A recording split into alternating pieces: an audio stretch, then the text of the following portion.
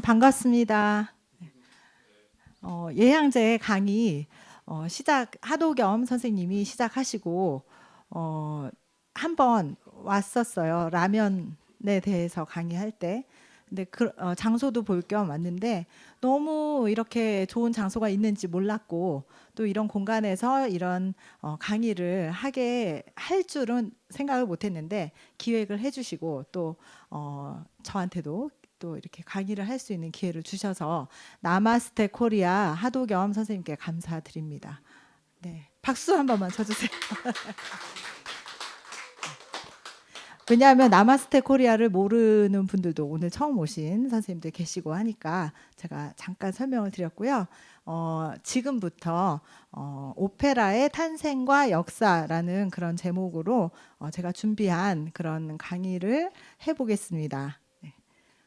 오페라라는 거는 여러분들 다 아시겠지만 직접 가서 보신 분들도 물론 많이 계시겠고 또 뭐 TV나 뭐 비디오나 이런 걸 통해서 또 다들 보셨으리라고 생각해요.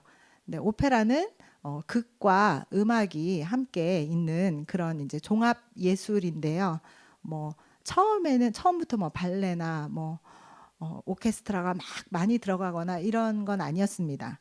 오페라가 언제 시작이 됐고 어떻게 탄생하게 됐는지 그것부터 시작해서 근대 1920년대 그러니까 1950년 이전까지 준비를 했습니다. 물론 그 이후에 현대 오페라도 많지만 전체 오페라의 이 세상에 존재하는 오페라의 70%가 이탈리아어로 작곡이 됐고 이탈리아 작품이 또 지금 현재 세계적으로 굉장히 많이 공연이 되고 있기 때문에 이탈리아 오페라를 중심으로 준비를 했고요. 중간중간에 정말 이 사람은 빠지면 안 되겠다 하는 독일 작곡가, 프랑스 작곡가 이렇게 하나 넣어서 소개를 하겠습니다.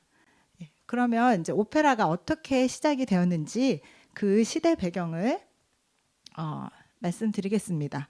오페라는 르네상스 시대에 처음 시작이 됐어요. 그런데 르네상스 시대는 문화가 굉장히 부흥하고 그랬던 시대였는데 르네상스 시대 이전의 시대와 그 바로 다음 시대에 대해서 좀 준비를 했습니다.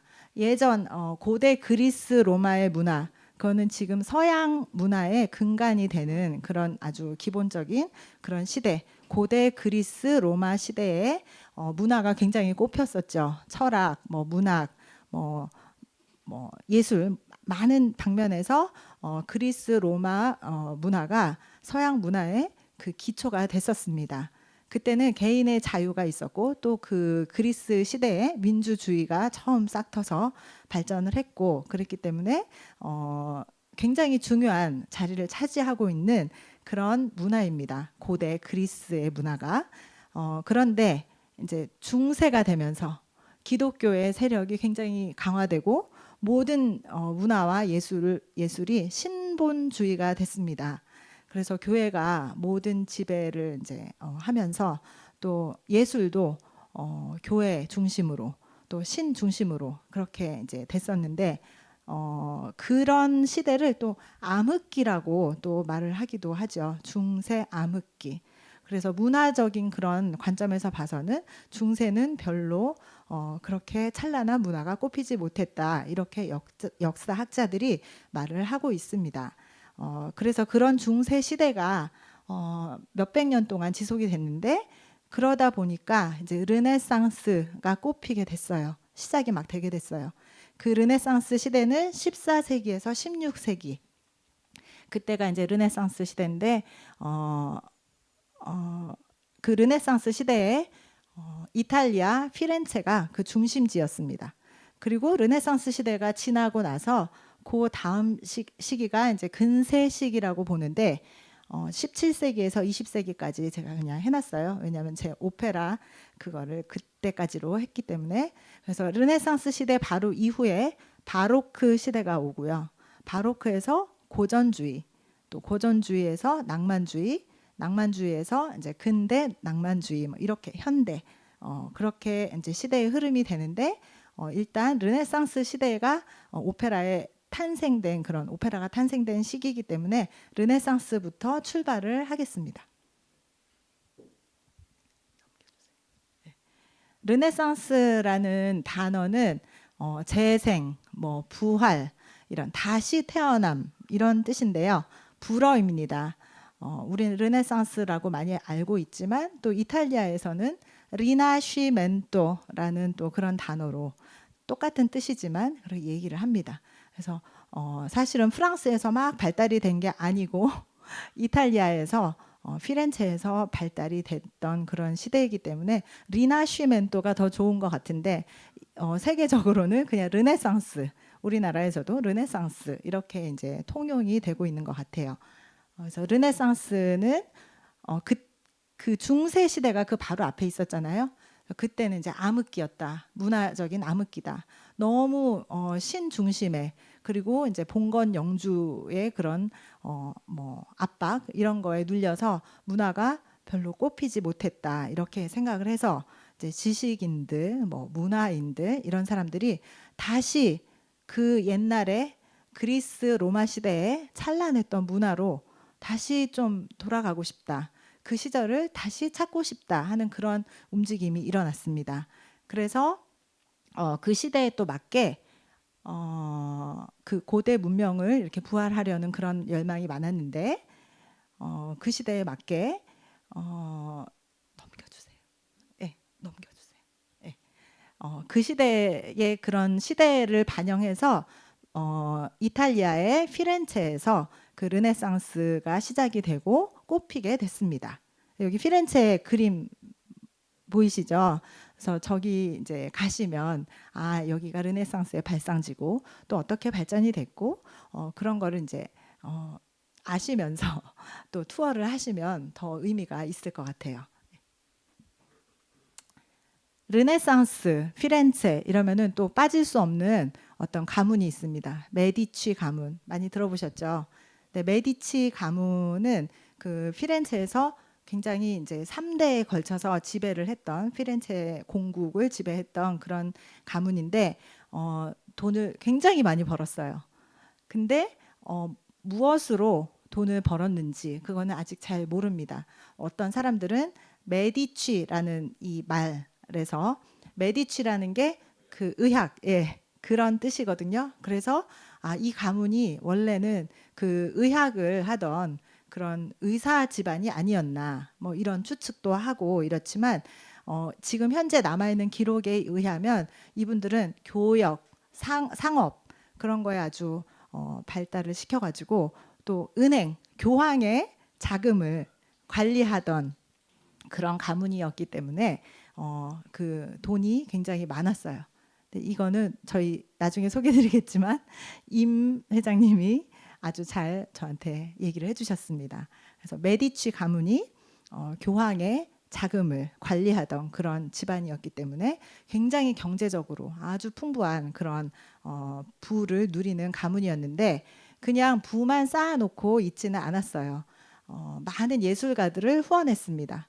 그래서 여기 보시면 보티첼리, 라파엘로, 미켈란젤로, 레오나르도 다빈치 이런 아주 이름만 들어도 다 누구나 뭔진 잘 모르지만 들어봤을 만한 이런 유명한 그런 예술가들을 후원을 했습니다. 그래서 메디치 가문의 후원을 통해서 아주 많은 작품들, 걸작들을 남기게 됐고요. 그런데 메디치 가문만 있었던 게 아니고요. 바르디라는 가문이 또 있었습니다.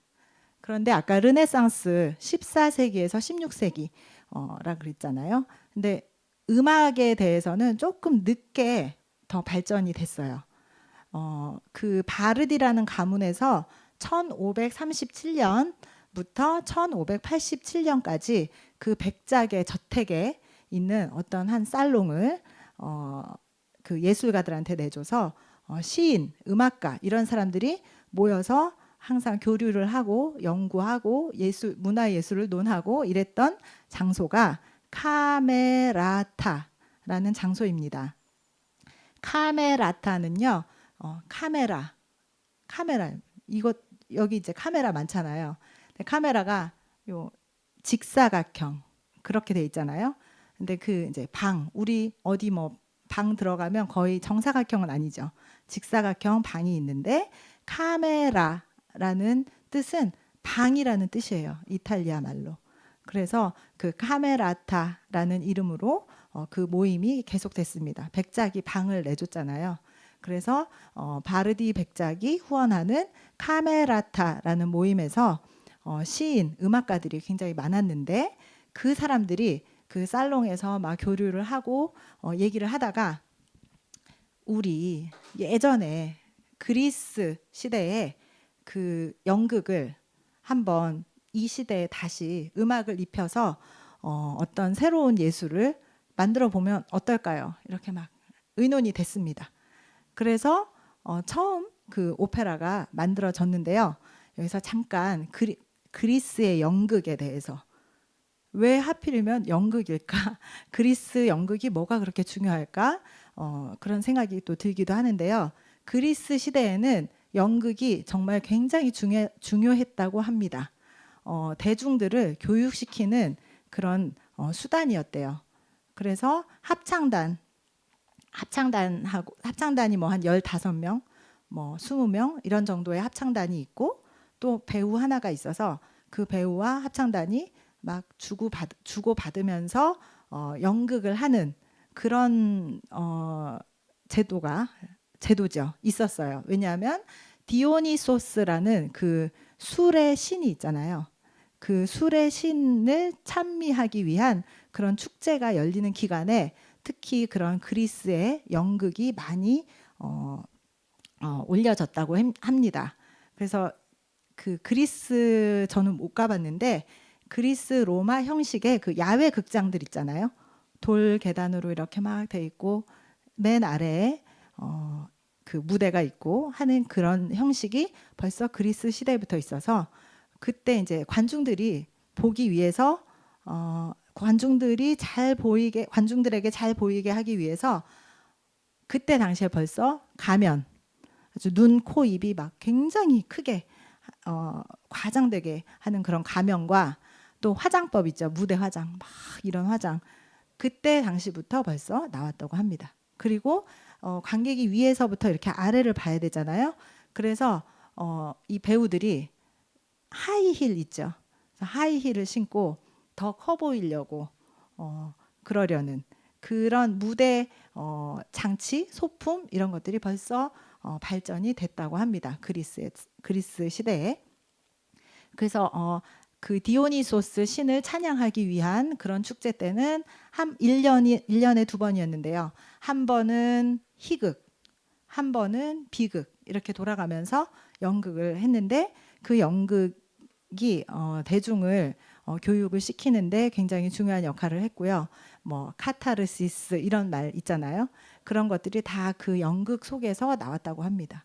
그래서 뭐 권선징악, 나쁜 사람은 벌 받고 뭐 착한 사람은 잘 되고 막 얽히고 설킨 관계가 해피엔딩으로 끝나고 이런 형태가 이미 그리스 시대의 연극에서 다 나와 있는데 그런 연극이 중세 시대 때는 조금 약화가 됐었대요.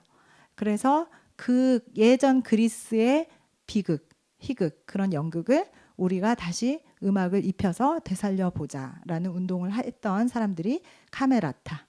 그래서 카메라타에서는 오페라를 어떻게 만들면 좋을까 연구를 하다가 약간 시대적으로 르네상스에서 약간 뒷시대거든요. 오페라가 처음 나온 게 이제 바로크로 막 넘어가려고 하는 1600년의 그 주위였어요. 그 조금 전이었어요. 근데 그때 이미 르네상스 시대에는 르네상스 음악이 따로 있었습니다. 막 발달했던 음악이.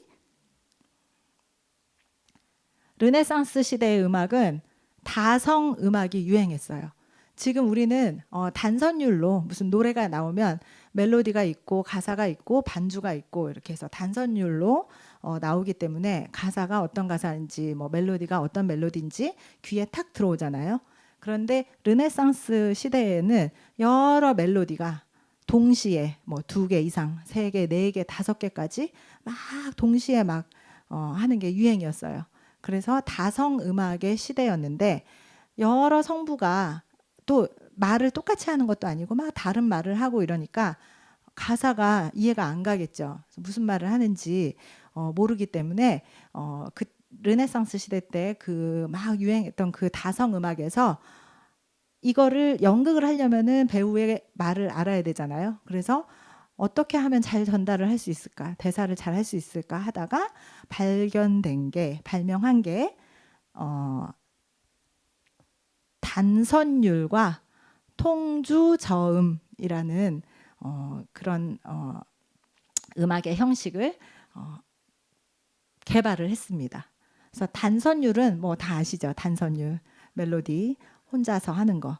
근데 통주저음이라는 거는 반주를 해야 되잖아요. 반주를 하면 그 베이스 제일 낮은 그 베이스 음이 계속 그냥 지속이 되면서 오른쪽 그 소프라노 파트, 그러니까 피아노로 치자면 왼손 베이스가 계속 돌아가고 오른손은 막 장식을 넣는 거예요. 자기가 알아서 그 즉흥적으로. 그래서 약간 재즈하고도 조금 비슷해요.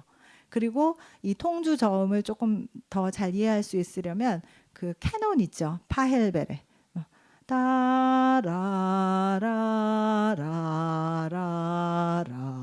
따라라라라라라라 이게 계속 돌아가요. 베이스는. 근데 위에서는 따다다다다다다다다다다다 이러면서 막 변하잖아요. 그 베이스에 깔린 그런 거를 통주 저음이라고 합니다. 그래서 통주 저음과 단선율의 멜로디를 개발을 해서 가사 전달을 잘 할 수 있도록 그런 장치를 마련을 했어요. 그리고 레치타티보라는 게 있는데 레치타티보는 이렇게 뭐 대사체, 대화하는 거, 말처럼 뭐 어쩌고 저쩌고 저쩌고 뭐 이런 거 있잖아요. 그런 식으로 말처럼 말의 억양과 그런 뉘앙스를 따라서 멜로디와 그런 박자를 정해놓고 그 레치타티브를 만들었습니다. 그래서 근데 레치타티브는 말도 많고 그 극을 이끌어 나가는 거예요. 그 극의 줄거리를 진행을 해나가는 역할을 맡은 게 레치타티브고, 그 다음에 이제 아리아가 빠졌는데 레치타티보를 한 다음에는 항상 아리아가 있습니다. 그 아리아라는 거는 그 분위기, 극이 더 이상 진행되는 건 아니고요. 그 레치타티브를 한 다음에 그 내용, 그 분위기를 그대로 이제 아름다운 선율과 어떤 그런 걸로 이끌어 나가는 그런 멜로디가 아주 선율이 아름답고 약간 발라드적인 그런 감성, 그런 걸 넣은 거를 아리아라고 해요. 그래서 레치타티보와 아리아가 항상 붙어 다닙니다. 오페라에서는. 그 다음에 이제 카메라타에서 최초의 오페라를 만들었는데요. 그거는 리누치니 대본, 야코포 페리 작곡입니다. 이 두 사람이 다 그 카메라타의 멤버들이었어요. 그래서 다프네라는 그런 오페라를 만들었는데 아까 고대 그리스 그 회귀가 목적이었다고 했잖아요. 그래서 다프네, 그리스 로마 신화에 나오는 다프네를 또 주제로 삼아서 만들었습니다. 그런데 최초의 오페라지만 지금 악보가 남아있지는 않아요. 그래서 자료가 남아있지는 않지만 뭐 레치타티보나 뭐 아리아 이런 형식보다는 계속 단선율과 통주 저음으로 진행이 되는 그런 오페라였다고 합니다. 그 다음에 이제 현존하는 최고의 제일 오래된 오페라는 역시 똑같아요. 리누치니 대본의 야코포 페리의 작곡 1600년 10월에 작곡이 돼서 상연이 됐는데 그거는 이제 에우리디체도 그리스 로마 신화의 한 인물입니다. 그래서 에우리디체라는 이 오페라를 작곡을 해서 이거는 근데 그 메디치 가문 있잖아요. 아까 피렌체의 대표적인 그 후원 가문, 그 메디치 가문의 딸 마리아와 프랑스의 앙리 4세의 결혼식 때 그 결혼식을 축하하기 위해서 이 오페라가 만들어지고 공연이 됐다고 합니다. 그런데 이제 여기서 배경이 또 나와요. 처음 오페라가 이제 됐잖아요. 근데 그 결혼식이니까 귀족의 결혼식 게 그 많은 그 민중들이 오잖아요. 초대를 해서 할 때 이 오페라를 보고 사람들이 너무 좋아한 거예요. 이런 게 뭐야? 세상에 이런 게 있어. 왜냐하면 그때 당시에는 뭐 영화도 없고 뭐도 없고 그런 시절이었기 때문에 이 오페라를 보고 이 대중들이 굉장히 좋아하게 됐어요. 그래서 이제 오페라가 인기가 있으려고 하는데 그 다음 이제 음악사에서 인정하는 최초의 오페라는 아까 그 말했던 에우리디체 그런 게 아니고 몬테베르디 작곡의 오르페오입니다. 근데 오르페오나 에우리디체 다 같은 얘기예요. 예, 오르페오는 그리스 예, 요건 클라우디오 몬테베르디는 르네상스와 바로크 시대에 걸쳐서 태어나고 활동을 하고 했기 때문에 오페라를 그 과도기에 오페라를 발전시키는 그런 초석을 깔아놓은 그런 인물이에요. 클라우디오 몬테베르디가. 그래서 지금 음악사에서는 클라우디오 몬테베르디를 최초의 오페라를 작곡한 그런 작곡가라고 생각하고 있습니다. 앞에 두 사람이 있긴 하지만 두 작품이 있긴 하지만 여기 오르페오 보이시죠? 오르페오는 그리스 로마 신화에 나오는 인물인데요. 제일 너무너무 잘생기고 음악을 너무 잘하고 그런 완전 음악의 신이었어요. 거의 신은 아니지만 음악을 너무너무 잘하는 그런 인물이었는데 잘생기기까지 했는데 이제 결혼을 에우리디체하고 결혼을 하게 됐습니다. 그래서 에우리디체하고 결혼을 했는데 에우리디체가 어느 날 막 숲속을 가다가 독사를 잘못 밟았어요. 그래서 독사한테 뒤꿈치가 물려가지고 죽었어요.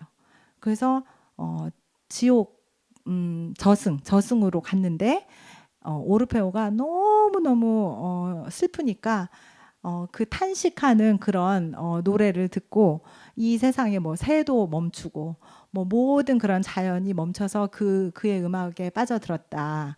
그랬는데 어떤 한 정령의 도움을 받아서 오르페오가 저승으로 가서 자기 부인 에우리디체를 구해올 수 있는 그런 기회를 갖게 됩니다. 그래서 내려갔는데 그 음악에 감동하고 그 사랑에 감동한 저승의 그 하데스가 그래 알았어 놔줄게 에우리디체를 다시 데려가라. 그런데 단 한 가지 조건 절대 뒤를 돌아보면 안 돼. 그랬어요. 그러니까 오르페오가 앞장서고 에우리디체가 뒤에 오는데 오르페오가 뒤 돌아보면 절대 안 됩니다. 그러면은 죽게 돼요. 그런데 이렇게 가다가 뒤에서 에우리디체가 왜 나를 안 보시는 거예요? 왜 말을 안 하는 거예요? 나를 더 이상 사랑하지 않나요? 막 그렇게 하니까 그걸 못 참고 거의 다 왔을 때 딱 뒤를 돌아봤습니다. 그러니까 그 순간 에우리디체가 죽었어요.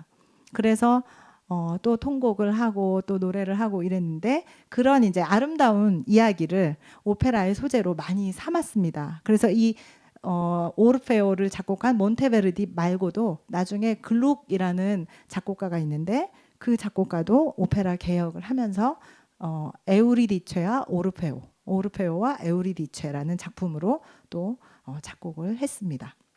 그래서 여기 잠깐 이 오르페오가 에우리디체를 찬양하는 당신은 하늘의 장미와 같아요.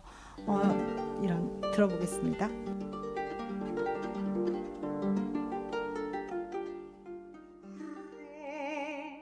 del ciel, vita del mondo, e degna prole di lui che l'universo affrena. Sai che il tutto circondi e il tutto miri dagli stellanti giri. Dimmi, vedesti mai di me più lieto e fortunato amante? Fu ben felice il giorno mio ben che pria ti vidi, e più felice l'ora che per te sospirai, poiché al mio sospirar, tu sospirasti. Felicissimo il punto che la candida mano, pegno di pura fede, a me porgesti. Se tanti cori avessi quanto che il cielo eterno, e quante chiome han questi cogli ameni il verde maggio, tutti calmi s'arrieno e traboccanti di quel piacer qu'oggi mi fa contento.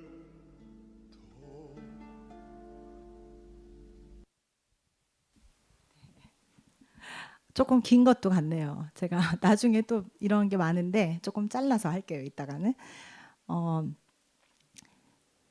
여기서 지금 오르페오가 뭐 막 무슨 노래를 하는데 드르릉 뭐 반주가 드링 드링 드르릉 이런 것만 있잖아요. 뭐가 오케스트라가 없고 그런 거를 이제 레치타티보 세코라고 합니다.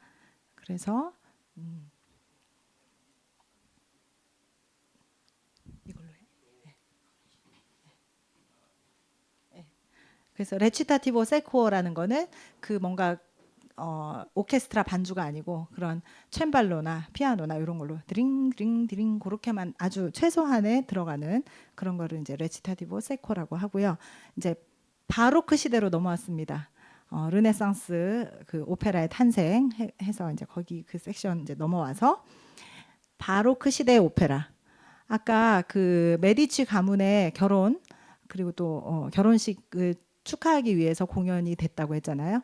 그래서 귀족들이 원래 오페라를 좀 즐기고 자기들 그 집에 대저택에 뭐 어떤 살롱에서 오페라를 하고 했다면 그런데 이제 그 민중들이 맛봤잖아요. 한번 오페라를 봤잖아요. 그래서 너무 좋아했잖아요. 그래서 이 대중들한테 오페라가 많이 퍼지게 됐고 또 그 틈을 노려서 경제를 잘 아는 사람들은 이거 돈이 되겠구나 그렇게 생각을 하고 오페라 전문 극장을 막 짓기 시작했어요. 그래서 최초의 오페라 극장은 베네치아에 있는 이거 어떻게 된 거지? 아니. 베네치아에 있는 산 카시아노라는 극장이 최초의 오페라 극장인데 지금은 없습니다. 지금은 이제 다른 극장인데 베네치아에 최초의 상업 오페라 극장이 생겼고요. 그 다음에 나폴리의 산카를로 극장, 지금 그 나폴리에 있는 산카를로 극장은 아직도 있습니다. 그래서 지금 현재 전 세계에서 가장 오래된 그런 오페라 극장이 나폴리의 산카를로 극장이에요. 나폴리에 관광 가시게 되면 한번 꼭 들려보셔도 좋을 것 같습니다. 그래서 그 상업 오페라 극장이 이제 시작이 됐는데 처음에는 그 악기가 조그만 악기밖에 없었고 소리가 크지 않았어요. 귀족의 살롱에서 할 때는 아까 드링 드링 드링 이런 것만 있었잖아요. 그런데 많은 사람들이 들어와야 돈을 더 잘 벌잖아요. 어서 오세요. 네, 안녕하세요. 네. 그래서 많은 사람들이 들어가서 공연을 봐야 더 돈을 많이 벌기 때문에 이제 극장이 점점 커집니다. 이제 인기가 많으니까 더 많은 사람이 들어오게 하기 위해서 막 극장이 커지고 또 이 바로크 시대, 이 르네상스가 끝난 다음에는 바로크 시대인데 바로크 시대에는 또 악기가 많이 개발이 되고 개량이 됐어요. 그 전에 현악기 이런 것들 소리가 아주 조그맣고 이랬었는데 이 바로크 시대에 들어와서는 소리가 점점 커지게 됐습니다. 그래서 큰 극장에서도 충분히 이제 소리가 들리고 하는 그런 악기가 오케스트라가 막 들어왔어요. 그래서 오케스트라가 반주를 하는 그런 오페라가 막 작곡이 됐는데 그러다 보니까 이 성악가들도 목소리가 커야 되잖아요. 그 오케스트라를 이기기 위해서. 그래서 엄청 또 막 기교를 부리고 더 크게 하는 그런 형식이 또 막 유행이 됐어요. 그런데 그러다 보니까 어떤 가수가 등장이 됐어요. 근데 이제 오페라 그 오페라 세리아 바로크 시대 오페라 극장, 상업 오페라 극장에서는 오페라 세리아, 정가극이라고 불리는 이런 작품들이 많이 공연이 됐는데 신화나 전설이나 영웅을 주제로 한 그런 이야기들이 많았고요. 또 교훈적인 내용들이 많았습니다. 처음에 이제 그런 예전 그리스 시대 권선징악 이런 전통을 따라서 그런 내용이 많았고, 또 레치타티보하고 아리아의 형식이 확립이 됐고요. 또 여기 다카포 아리아라는 게 있는데 A, B, A 다시, 이게 뭐냐면 A는 어떤 멜로디, 굉장히 서정적이고 사람들 귀에 딱 익숙하게 꽂히는 그런 멜로디를 먼저 해요. 노래를 하고, 그 다음에 B에서는 조금 더 격정적으로 드라마를 이끌어 나갈 수 있는 그런 내용의 노래와 멜로디가 진행이 되고, 다시 그 아까 불렀던 A라는 멜로디로 다시 돌아옵니다. 그런데 다시 돌아왔을 때는 그때는 가수 마음이에요. 자기가 마음대로 막 기교를 부려서 똑같은 멜로디지만 완전 화려하게 장식을 할 수가 있었어요. 그런데 이렇게 A, B, A 다시의 형식이 발전된 이유는 이 관객들에게 그 아까 A의 멜로디 있죠. 그거를 각인시켜 주기 위해서. 우리 지금 히트송 많이 따라 부르잖아요. 그런 것처럼 오페라 히트송을 해서 이 대중들이 따라 부르게 하기 위해서 A, B 다시 A가 됐어요. 그런데 그때는 이제 가수들이 기교를 부리잖아요. 그래서 이런 거를 막 이런 형식이 유행이었는데, 그런 형식이 유행되는 그런 시기에 등장한 가수가 있어요. 이건 이제 바로크 오페라의 대표적인 작곡가들 몬테베르디, 비발디, 베네치아에서 활동했고, 스카를라티, 파이지엘로, 나폴리에서 활동했습니다. 핸델은 우리가 많이 알고 있지만 영국에서 활동을 했는데 이탈리아에 와서 유학을 한 셈이었어요. 그래서 이탈리아어로 오페라 작곡을 어떻게 하는지, 이태리에서 어떻게 유행을 하는지를 보고 영국으로 가서 똑같이 재현을 해서 영국에서 아주 부와 성공을 거머쥐었습니다. 핸델은. 그래서 핸델의 그 지금 ABA 형식의 그런 아리아가 나온, 또 우리가 너무너무 잘 아는 라샤키오 삐안가 있죠. 그것도 리날도라는 그런 오페라에서 나온 건데요. 카스트라토들이 이제 등장합니다. 카스트라토는 이제 뭐 거세된 그 가수인데, 남자 아이가 노래 좀 잘하고 이러면 어릴 때 이제 2차 성징이 나타나지 못하도록 거세를 시켜서 이 성대는 어린 그 보이 소프라노, 그게 그대로 남아 있어요. 그런데 다른 몸은 성장을 하잖아요. 그래서 아주 운동도 많이 하고 아주 체력을 굉장히 길렀다고 합니다. 그런 기교와 고음과 막 이런 걸 잘 하기 위해서, 큰 소리로 기교를 잘 하게 하기 위해서. 그런데 그 아까 흥행하는 그것과 부합되잖아요. 그래서 이 카스트라토들이 아주 또 유행을 해서 또 시대를 풍미하는 그런 스타가 되었었습니다. 그래서 우리 예전에 영화 파리넬리 있죠. 그래서 파리넬리에 나오는 그 파리넬리, 아주 유명했던, 실제 존재했던 사람입니다. 그 파리넬리 영화의 한 장면 잠깐 또 보겠습니다.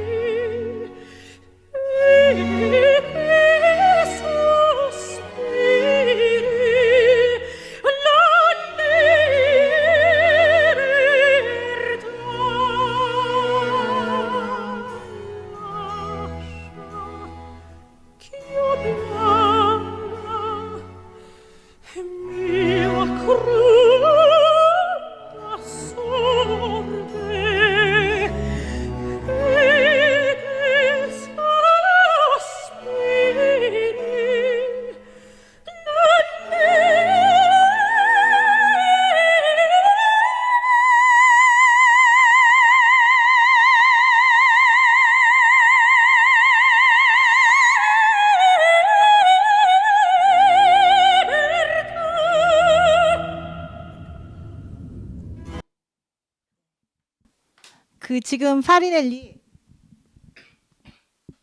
여기에 이제 그 바로크 시대 오페라의 특징이 다 들어가 있습니다.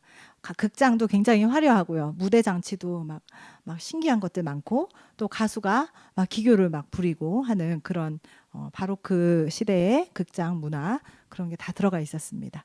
이제 바로크 시대가 막 흘러가면서 이제 고전 시대에 들어가는데요. 고전 시대에서는 아까 바로크 시대에 뭐 신화나 영웅 그런 주제를 귀족 이런 주제로 오페라를 했다면 고전 시대에는 다양한 계층의 그런 주인공들이 나옵니다. 그래서 하인도 주인공이 될 수 있고요. 꼭 귀족이나 뭐 영웅만 오페라의 그런 주인공이 아니었습니다. 그런데 되게 그거를 희화해서 귀족과 뭐 평민과 뭐 하인과 이런 사람들이 다 섞여서 주인공이 굉장히 많았어요. 그래서 5명, 6명 뭐 주인공들이 비중이 다 똑같이 그렇게 이제 해서 그런 거를 오페라 부파 아까 오페라 세리아 정가극이었죠. 근데 지금은 오페라 부파 희가극입니다.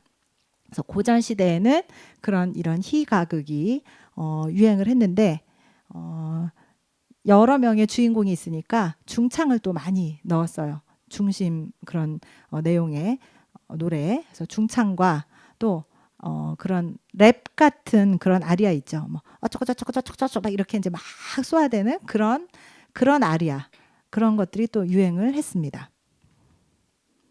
대표적인 인물이 아마데우스 모차르트. 예, 볼프강 아마데우스 모차르트. 누구나 다 아는 천재 음악가.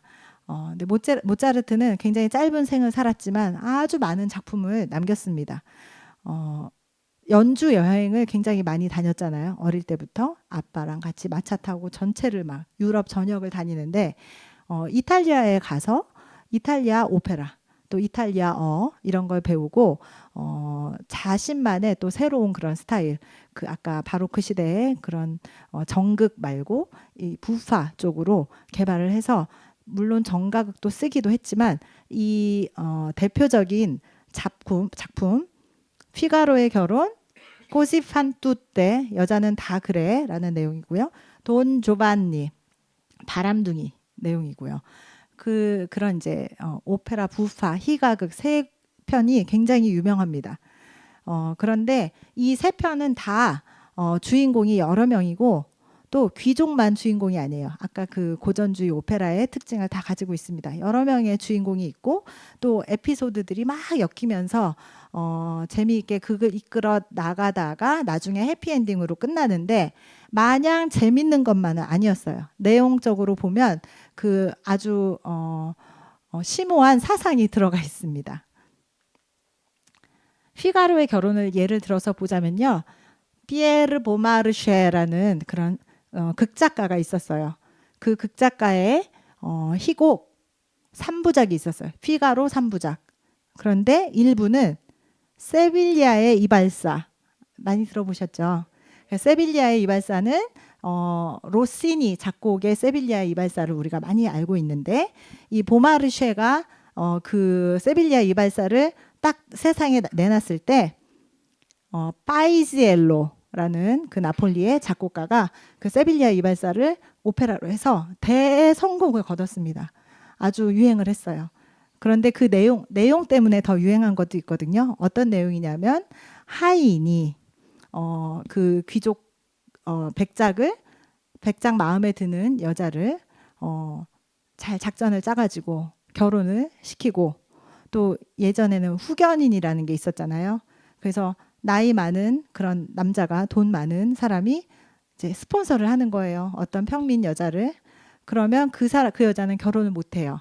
평생 내 옆에 내가 이제 이렇게 해야 되는데 그런 제도를 어떻게 보면 혁명을 일으키는 그런 작품 속에서 그렇게 남아있지 않고 그 둘을 결혼을 시켜서 이 여자를 해방시키고 뭐 이런 그 희극 속에서 시대의 그런 정신이 나타납니다. 더 이상 봉건적인 그런 사상 안 돼.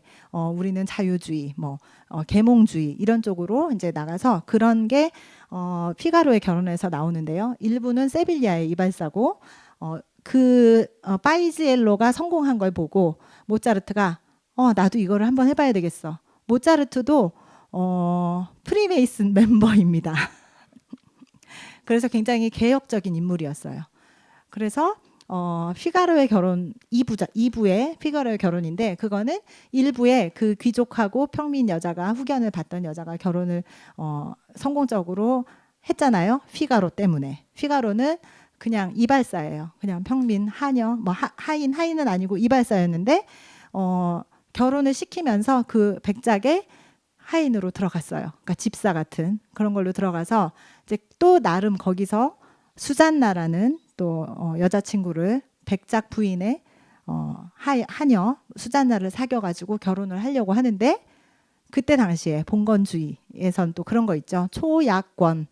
그래서 영주가 뭐 백작 이런 사람들이 하인이 결혼을 하면 결혼식 하는 첫날 밤은 또 자기랑 자야 돼요.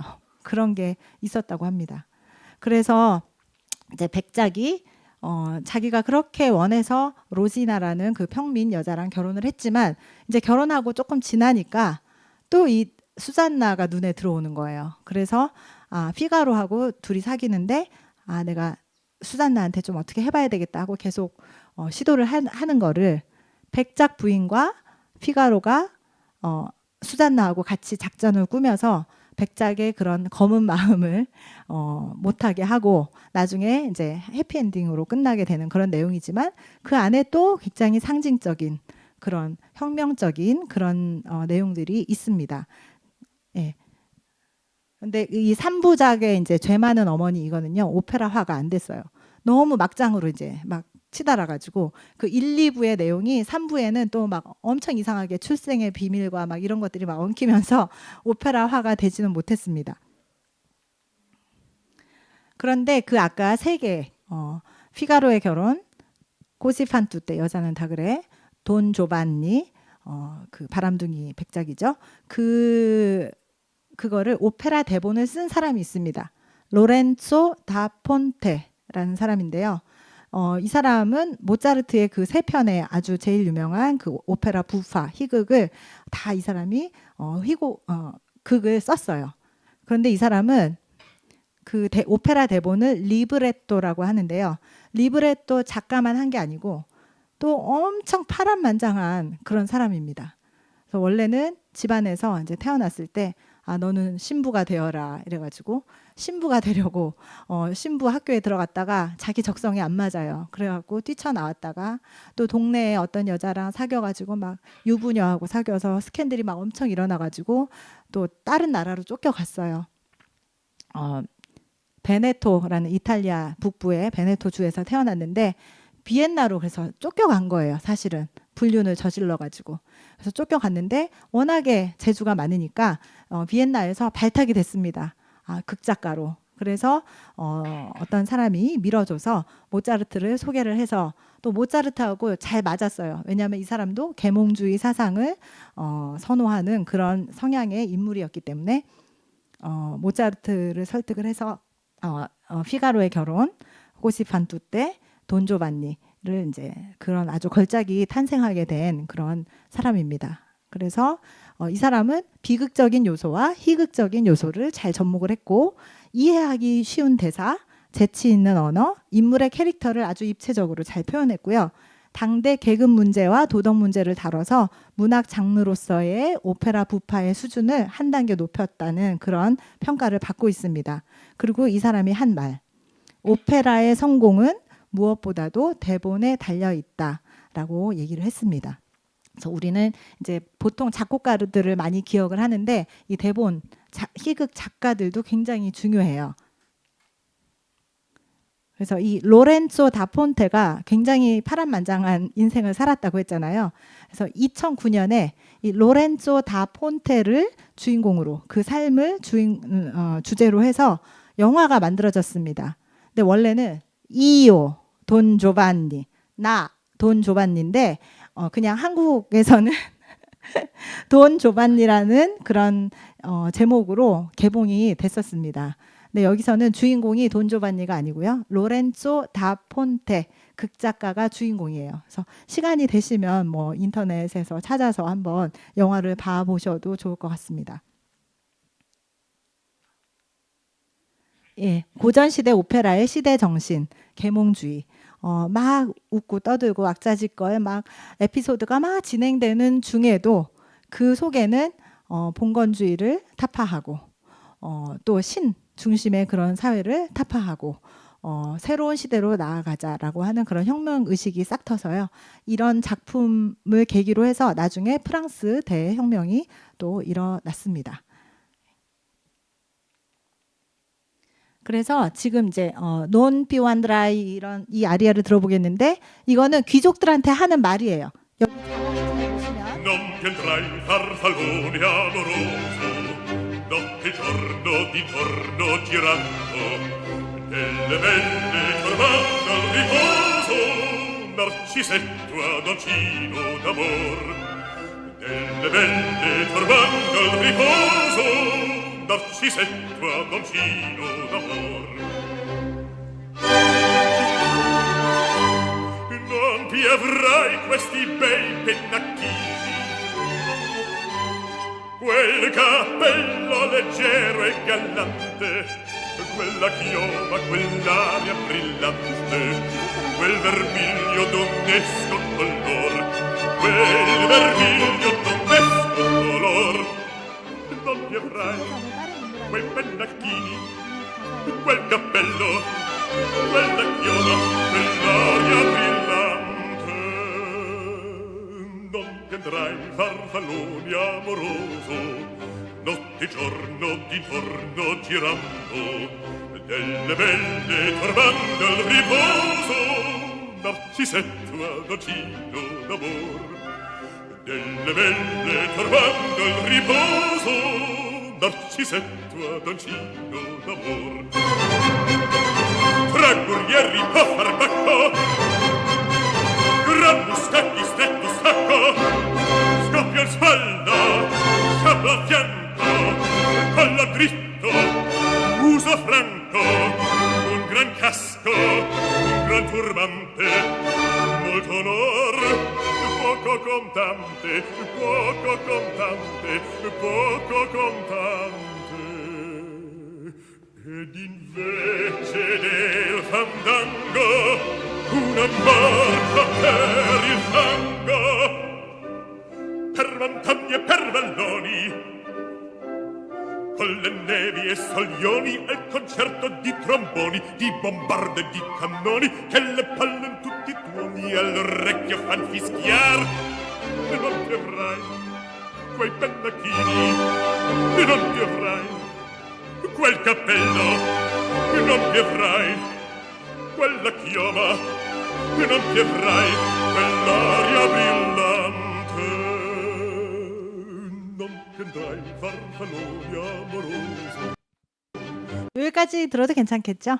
네, 네. 가사에서 또 다 나타나죠. 그런 의미들이 재밌게 다른 인물한테 하는 얘기지만 다 숨어 있습니다. 이런 이제 고전 시대의 그런 오페라 부파가 막 유행을 하고 또 시대가 이제 지나가잖아요. 이제 낭만주의 시대로 들어갑니다. 그래서 낭만주의는 1800년 초기 그 정도 이제 시기인데 초기 낭만주의 시대의 오페라는 벨칸토 오페라의 전성 시대였습니다. 그러니까 벨칸토 오페라는 아름다운 노래라는 뜻인데요. 벨칸토가 19세기 그러니까 1800년대에 이탈리아 오페라에 쓰였던 아름다운 선율과 기교적인 창법 위주로 오페라를 작곡한 그런 스타일입니다. 그래서 벨칸토 이러면은 아름다운 노래, 또 아주 기교 이런 것들이 이제 딱 들어오는데요. 이 오페라 부파의 영향도 물론 있습니다. 기교를 중심 오페라 세리아 아까 바로크 시대의 그런 기교를 중요시하고 이런 것도 있지만 아무튼 아름다운 선율 그게 굉장히 중요한 요소예요. 그래서 그 대표적인 작곡가는 이 밑에 로시니, 도니제티, 벨리니 한 번씩 다 들어보셨죠? 이 세 명이 벨칸토 오페라의 3인방 아주 중요한 그런 사람들입니다. 그래서 이 세 명은 또 되게 친했어요. 로시니가 제일 형이고요. 1792년에 태어나서 제일 형님이에요. 형님인데 로시니는 이탈리아 낭만파 오페라의 효시 처음 이제 그런 스타일을 확립을 했는데 오페라 쓰는 속도가 굉장히 빨랐다고 합니다. 그래서 아까 세빌리아의 이발사 그 파이시엘로가 굉장히 성공을 한 걸 보고 아 나도 세빌리아 이발사로 또 써봐야 되겠다 해서 세빌리아 이발사를 썼는데 그거를 단 13일 만에 썼대요. 전체 오페라 2시간 넘게 걸리는 그 오페라를 13일 만에 작곡을 했고 아주 많은 작품들을 작곡을 했는데 딱 20년간 활동을 하고 대성공을 거두고 정말 연예인 특급 연예인 같이 살다가 갑자기 딱 멈췄어요. 멈추고 파리로 갔습니다. 이탈리아에서. 그래서 파리에 가서 아주 또 화려한 생활, 돈이 많잖아요. 그래서 화려한 생활을 하면서 맨날 파티를 하고 그 이탈리아 미식 역사에서도 아주 중요한 인물입니다. 그래서 이탈리아 요리에 관심이 많았고 본인도 아주 요리를 잘했고 매일 파티를 하면서 그냥 즉석에서 막 노래 하나를 지어서 그 파티에 온 소프라노한테 이거 노래해봐요 이러면은 그 자리에서 바로 노래를 하고 그런 게 이제 로시니 가곡으로 남아 있습니다. 저녁의 음악이라는 묶음으로 돼가지고 있는데 그 로시니가 파리에 가서 그렇게 이제 살면서 나중에 도니제티 죄송해요. 이 로시니가 이제 파리에 진출을 했는데 나중에 도니제티와 벨리니도 파리로 끌어줍니다. 그런데 지금 이제 로시니의 세빌리아 이발사에 아주 재밌는 아리아 그 보통 흔한 오페라가 아니고 만화로 돼 있는데 너무 재밌는 게 있어서 제가 이걸 하나 또 골라봤습니다. 세빌리아 이발사의 피가로.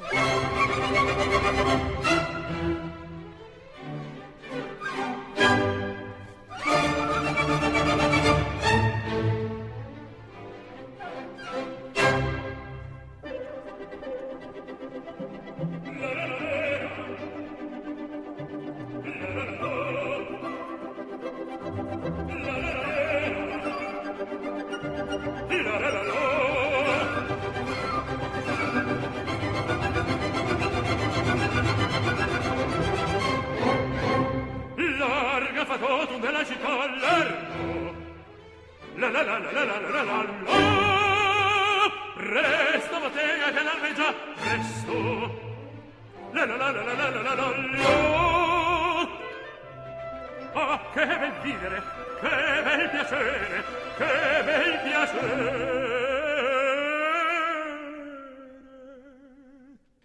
Per un barbiere di qualità, di qualità. Oh, bravo Figaro, bravo, bravissimo, bravo. La la la la la la la la la. Fortunatissimo per verità, bravo. La la la la la la la la la. Fortunatissimo per verità, fortunatissimo per verità. La la la la la la la la la la la la. 조금만 봤습니다. 너무 또 재밌었나요? 더 볼 걸 그랬나요? 아니 이게 만화로 돼가지고 이 피가로의 특성을 너무 잘 나타냈어요. 나는 이 거리의 만물 박사. 나 뭐 어려운 일 있으면 나한테 다 오세요. 내가 다 해결해 줄게요. 해결사. 예전에 그 시대에는요 의사가 없었대요. 그래서 그 이발사가 막 간단한 수술도 다 했다고 합니다. 예, 그래서 이발사가 굉장히 동네의 그 사랑방 같이 되면서 모든 일을 해결하는 그런 사람이었대요. 그래서 아까 그 백작이 평민 로지나 그 여자랑 결혼할 수 있게끔 다 작전을 짜서 또 성공을 시키고 그런 내용 세빌리아 이발사 들었습니다. 그리고 둘째 벨칸토 오페라 작곡가의 둘째 형 가에타노 도니제티. 예. 이 사람은 이탈리아 베르가모에서 태어나서 베르가모에서 생을 마감했는데 아주 가난한 집안의 사람이었대요. 그런데 예전에는 컨서바토리라고 이탈리아의 이제 음악 학교를 컨서바토리라고 하는데 컨서바토리가 처음 생겨난 이유는 거리에 이제 고아들 못 사는 애들 뭐 부모 한부모 가정 뭐 이런 애들 모아서 교육을 시키고 합창을 가르치고 하는 그런 목적으로 처음에 생겨났다고 했는데요. 그 도니제티도 가난한 집의 여섯째 아들이라서 거기에 이제 뽑혀서 들어갔어요. 그런데 노래는 별로 못했대요. 근데 노래 못했는데 마이르라는 그 스승이 있어요.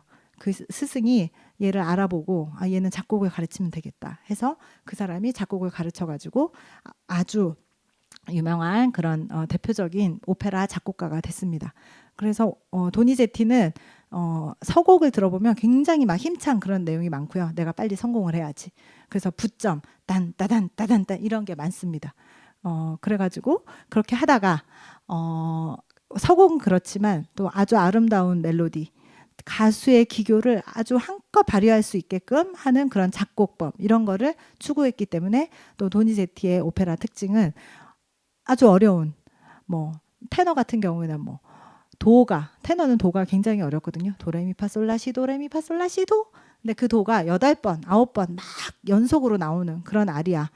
또 루치아 같은 경우는 광란의 장면 미쳐서 막 부르는 노래인데 15분 동안 혼자서 미친 그런 씬을 하면서 기교를 굉장히 해야 되는 그런 또 유명한 또 아리아가 있습니다.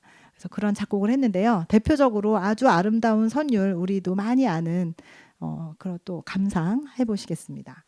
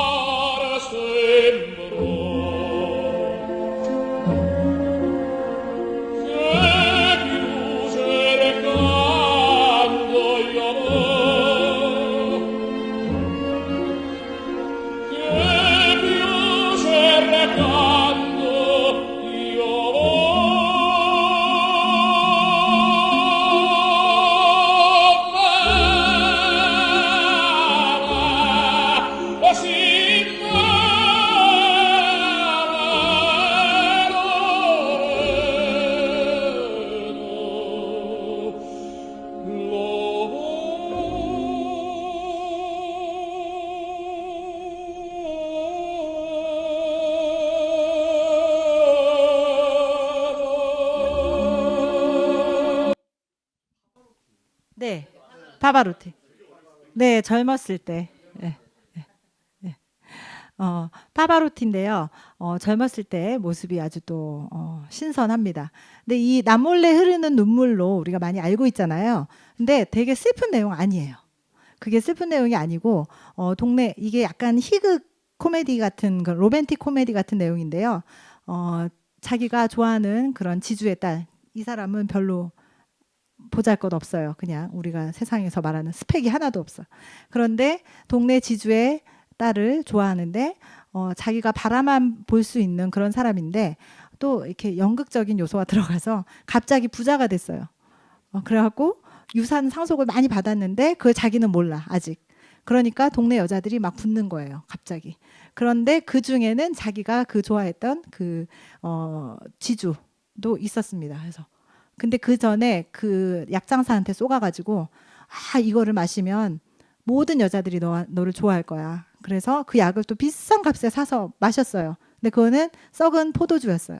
근데 그거를 마시고 막 이러고 있는데 자기가 유산 상속자라는 것도 모르고 있을 때 여자들이 붙으니까 이 약이 효험이 있구나 이러면서 그 여자까지 자기가 좋아했던 그 콧대 높은 여자까지 자기를 좋아하니까 난 이제 더 이상 죽어도 좋습니다. 그 여자가 질투 때문에 흘린 눈물을 봤는데 나를 좋아하는 게 확실해. 그래서 나는 이제 죽어도 좋습니다 하는 그런 노래예요. 근데 우리 예전에 몇 년 전에 국가적으로 뭐 되게 안 좋은 하여튼 일이 있었어요. 세월호 같은 약간 그런 일이 있을 때 뭐 추모 하는데 이 남몰래 흐르는 눈물을 부르더라고요. 그래서 이건 조금 안 맞는데 그냥 제목만 보고 그렇게 선택을 했는지 모르겠습니다. 그런 거. 네. 그다음에 이제 벨리니는 시간이 어떻게 되죠? 10분 더 있어요. 네, 알겠습니다. 빨리 진행하겠습니다. 그러면 노래를 이제 안 들을게요. 너무 안타깝지만. 예. 벨리니는 아주 아름다운 선율로 유명하고요. 그 선율미는 아무도 따라올 수 없는 그런 아름다운 선율입니다. 그래서 쇼팽이 죽을 때 나는 벨리니의 그런 음악을 들으면서 죽었으면 좋겠어요. 그렇게 말할 정도로 아주 선율이 굉장히 아름다운 그런 작곡가고요.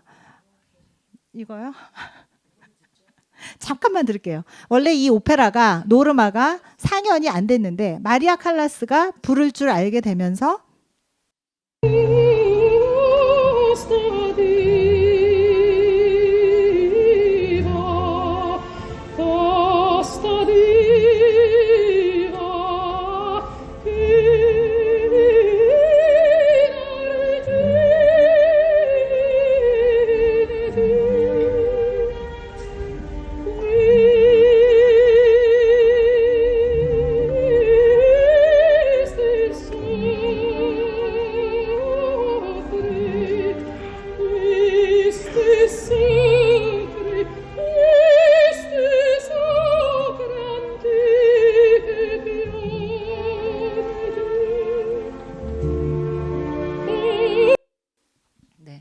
많이 들어보셨죠?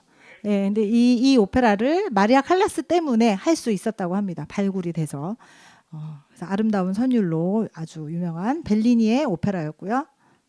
그 다음에 이제 낭만파, 초기 낭만, 3명, 벨칸토 전성시대 이제 끝나고, 주세페 베르디, 아주 오페라 하면 베르디, 이탈리아 베르디, 1813년에서 1901년까지 살았어요. 87세까지 살았는데 이렇게 장수한 사람 별로 없습니다. 그 시대에. 그런데 장수를 한 그런 작곡가여서 초기, 중기, 후기로 이렇게 나뉘어집니다. 초기에는 오스트리아의 탄압으로부터 이제 벗어나기 위한 그런 애국적인 소재의 작품을 많이 썼고요. 그 대표작으로 나부코에 나오는 히브리 노예들의 합창이 있어요. 파 펜시에로 술랄리 도라테 이런 그거였는데 그거는 이태리의 국민 가요가 됐습니다. 독립을 원하는 그래서 비바 베르디라고 사람들이 막 비바 베르디 했는데 사실은 숨은 뜻이 있습니다. 그게 비바 만세 비토리오 에마누엘레 레 디 이탈리아 이게 숨은 뜻이에요. 그러니까 약간 첫 글자 딴 그렇게 해서 비바 베르디 해갖고 관중들이 오페라 극장에서 베르디 오페라 끝나면 비바 베르디 하면서 막 환호를 했지만 그게 이제 베르디를 향한 환호이기도 하고 이런 의미.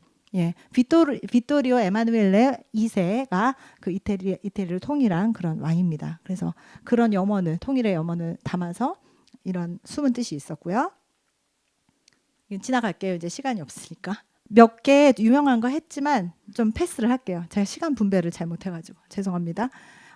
예, 베르디 중기에는 뭐 라트라비아타, Il Trovatore, 리골레토 이런 작품들이 유명했는데 이거는 중기의 특징은 아주 유명한 문학 작품에서 모티브를 따서 문학 작품, 희곡 이런 거를 보고 영감을 받아서 작곡을 했는데요. 이 중기의 작품은 다 현실적인 아주 무대에 올려서는 안 되는 그때 당시에 오페라에서 금기시됐던 그런 주인공들. 라트라비아타는 뭐라고 해야 될까요? 네네, 뭐 창녀라고 하기엔 좀 그렇고 기생 같은, 그러니까 이제 후원자가 있는 그런 코르티잔이라고 하는데 그런 인물을 주인공으로 했고, 일트로바토레는 집시의 아들이 또 주인공이에요. 집시고 또 리골레토는 광대가 주인공입니다. 그러나 이 라트라비아타, 일트로바토레, 리골레토는 지금 현재 세계에서 가장 많이 연주되고 있는 그런 베르디의 작품입니다. 뭐 이제 몇 개 했지만 아깝지만 넘어갈게요. 후기에는 오텔로, 팔스타프를 작곡했는데 이 후기에 와서는 독일의 바그너하고 굉장히 비교가 되면서 라이벌 구도가 본의 아니게 형성이 됐어요. 오페라의 특징, 베르디의 특징인데 넘어갈게요. 예. 바그너는 독일 오페라의 거장인데요. 이 바그너 이전과 바그너 이후로 나뉜다. 음악계가 역사를 새로 쓴 인물입니다. 왜냐하면 사람들이 여태까지 시도하지 않았던 그런 것을 많이 시도를 했어요. 어떤 거냐면 음악극, 오페라라고 말도 안 붙였습니다. 음악극이라고 하고 대본도 본인이 직접 썼어요. 아까 오페라 대본을 리브레토라고 한다고 하지만 이 사람은 시라고 붙였습니다. 그리고 고대의 설화 이런 거에서 주제를 땄고요. 또 라이트 모티브라고 유도 동기가 있는데 지금 똑같아요. 뭐 현대에서도 많이 쓰이는데 특정한 인물, 장소, 줄거리, 감정을 상징하는 그런 모티브가 계속해서 나옵니다. 그 인물이 등장할 때마다 그런 장면이 연상될 때마다 그래서 그런 유도 동기가 극을 이끌어 나가요. 그리고 무한선율 뭐 아까 우리 음악을 들으면 딴딴 딴딴 이런 식으로 뭔가 종결감이 있잖아요. 근데 종결감 없는 그런 음악, 그런 멜로디를 처음으로 사용을 했고요. 그 다음에 트리스탄 화음이라고 해서 도미솔 파라도 솔시레 이런 그런 화음 아니고요. 아주 불협 화음 그런 거를 음악 속에 집어넣어서 썼습니다. 그리고 대표적인 작품은 본인이 말하기를 방황하는 네덜란드인 타노이저 로헨그린까지는 낭만적 오페라고 그 이후에 트리스탄과 이졸데, 니른베르크의 명가수 니펠룽겐의 반지는 음악극이다 하고 본인이 그렇게 분류했습니다. 이 니펠룽겐의 반지는 전체 상영을 다 하면 17시간이에요. 그리고 결혼행진곡 딴딴따단 딴딴따단 이거는 로헨그린에 나오는 합창곡입니다. 네. 그리고 조르조 비제라는 프랑스의 오페라 작곡가 대표작은 카르멘이에요. 카르멘은 본인은 카르멘의 성공을 보지 못하고 죽었습니다. 카르멘도 역시 금기된 인물 집시 아주 뭐 공장에서 일하는 집시가 그 주인공이 됐기 때문에 관객들조차도 무슨 이런 사람이 주인공이 될 수 있어 하고 초연에서는 굉장히 실패를 했어요. 그런데 나중에는 아주 많이 상연이 되고 성공을 거둔 그런 작품입니다. 그래서 뭐 하바네라, 투우사의 노래, 꽃노래 뭐 이런 주옥 같은 아리아가 아주 많이 남아 있습니다. 또 넘어갈게요. 예, 그 다음에 이제 다시 이탈리아로 돌아와서 푸치니는 후기 낭만주의의 작곡가입니다. 근데 이 푸치니는 특징이 굉장히 또 이 사람도 바람둥이 여자들을 아주 좋아했는데 자기가 작곡을 할 때 그 시기에 만약에 나비 부인을 작곡을 했다면 나비 부인은 일본 사람이 주인공이거든요. 일본 여자하고 사귀고 있어요. 그리고 뭐 투란도트 작곡할 때는 투란도트 안에 있는 류라는 인물이 있는데 그 캐릭터하고 비슷한 자기가 사귀는 사람하고 비슷한 캐릭터를 항상 만들어서 자기 작품에 넣었습니다. 그리고 이국적인 작품 많이 썼고요. 라보엠, 토스카, 나비부인, 투란도트. 이 중에서 이제 나비부인, 투란도트는 일본과 중국을 배경으로 하는 그런 오페라입니다. 그리고 이제 푸치니 다음에는 이제 거의 다 끝났습니다. 베리즈모 오페라인데 베리즈모 오페라는 사실주의 오페라라는 건데요. 그 전에 물론 귀족, 영웅 이런 사람들만이 주인공이 아니고 평민들도 많이 나왔었지만 그거는 희극에서 나왔었던 거고 여러 명 주인공일 때고 또 베르디가 작곡한 라트라비아타 이런 데서도 코르티잔, 집시 이런 인물들이 있었지만 이 베리즈모는 또 그런 집시나 이런 게 또 특이한 그거는 아니자 일반적인 경우는 아니잖아요. 근데 이거는 일반인들 그냥 우리 생활 속에서 만나는 일반인들이 겪은 아주 비극적인 그런 드라마틱한 그런 거를 소재로 삼아서 작곡을 했는데 아주 어두운 분위기에 또 드라마틱한 내용이기 때문에 창법이 아주 무겁고 막 무리가 되는 그런 창법이어서 이런 오페라를 많이 부르고 이러면은 목 관리를 아주 잘해야 되고 테크닉이 아주 좋아야 됩니다. 그래서 그런 위험도 있는 그런 현대 1890년에서 20년까지 유행했던 이탈리아의 베리즈모 오페라. 지금 시간 혹시 있나요? 제가 너무 꼭 들려드리고 싶은 마지막 게 있어요. 네, 저기 필라델피아라는 영화 있었잖아요. 거기서 톰 행크스가 오페라 아리아를 들으면서 막 이제 자기의 상황과 대입시켜서 했던 그게 라 맘마 모르타 어머니는 돌아가시고라는 그런 아리아인데 안드레아 쉐니에라는 프랑스 혁명기에 아주 드라마틱한 인생을 살았던 그 실제 인물이 주인공이고요. 여기 영화에서는 톰 행크스가 자기의 상황도 아주 드라마틱하고 힘들잖아요. 그거에 대입해서 마리아 칼라스의 라 맘마 모르타를 들으면서 하는 그 장면 하나 마지막으로 보겠습니다. This is Madeleine.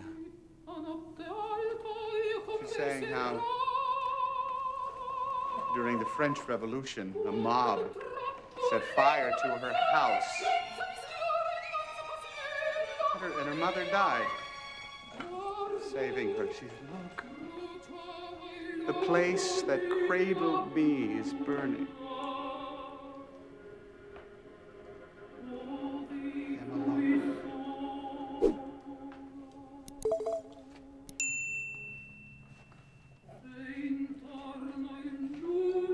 Do you hear the heartache in her voice? Can you feel it, Joe?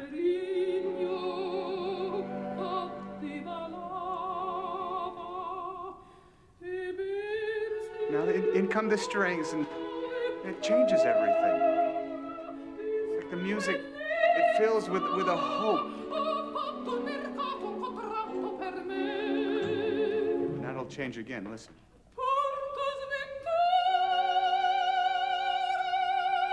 Listen.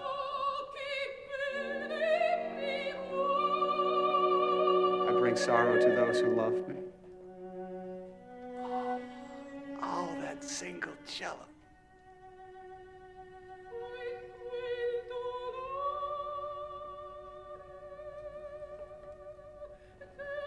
It was during this sorrow that love came to me.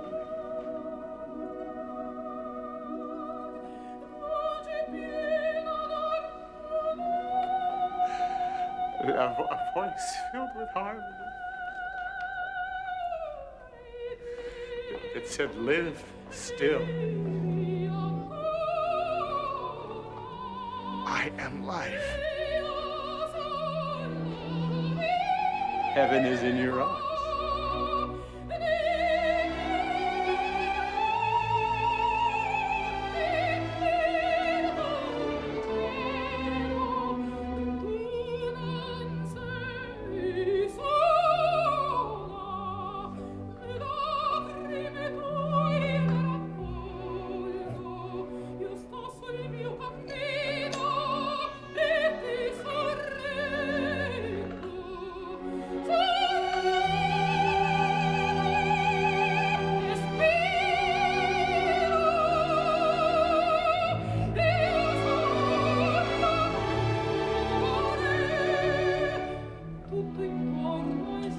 Everything around you is just the blood and the mud.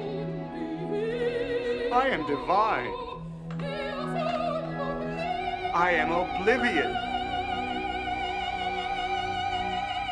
I am the God that comes down from the heavens to the earth and makes of the earth a heaven.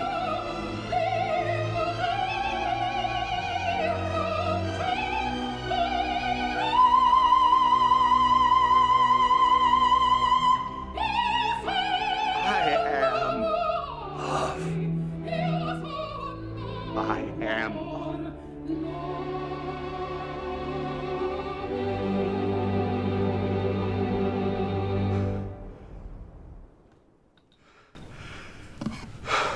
베리스모 오페라 아리아. 네. 마지막으로 아주 드라마틱하게 들었는데요. 네. 오늘 제가 시간 분배를 또 잘 못해가지고 또 더 좋은 노래들도 많은데 많이 못 들려드려서 너무 아쉽습니다. 오늘 오페라 강의는 여기까지 마치겠고요. 그래도 조금이라도 뭐 하나라도 얻어 갈 수 있었으면 좋겠습니다. 그런 시간이 되었었으면 좋겠습니다. 감사합니다.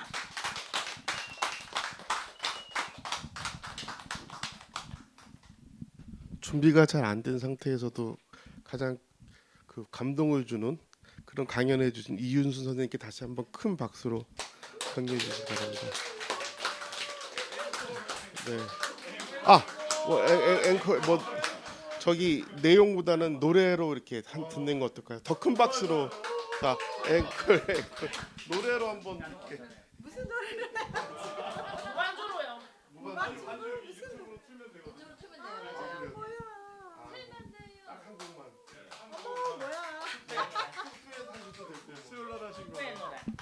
그럼 우리 여기 이지영 선생 저기 제 후배인데 그 소프라노 이지영 선생하고 여기 찬우가 왔어요. 시각 장애인 테너 정찬우입니다. 어제 그저께 미도반에서 저희가 작은 음악회를 했는데 세 명이서 같이 라트라비아타 축배의 노래를 했었거든요. 네, 지금 너무 끝에가 무거운 분위기, 너무 아름답지만 무거운 분위기였기 때문에 축배의 노래를 셋이 같이 한번 그럼 해보겠습니다. 네. 반주를 잠깐 찾을게요.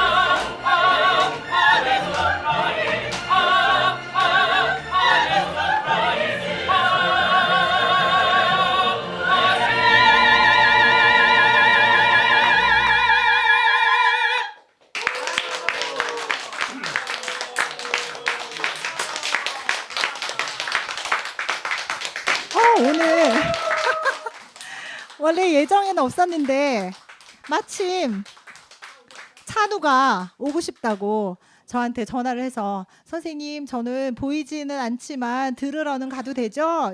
이러는 거예요. 그래서 그럼 와라 했는데 너무 잘 왔습니다. 예, 그리고 이지영 선생님도 와주셔서 감사해요. 이렇게 또 멋있게 우리 세 명이서 끝낼 수 있게 돼서 정말 감사합니다. 네, 감사합니다.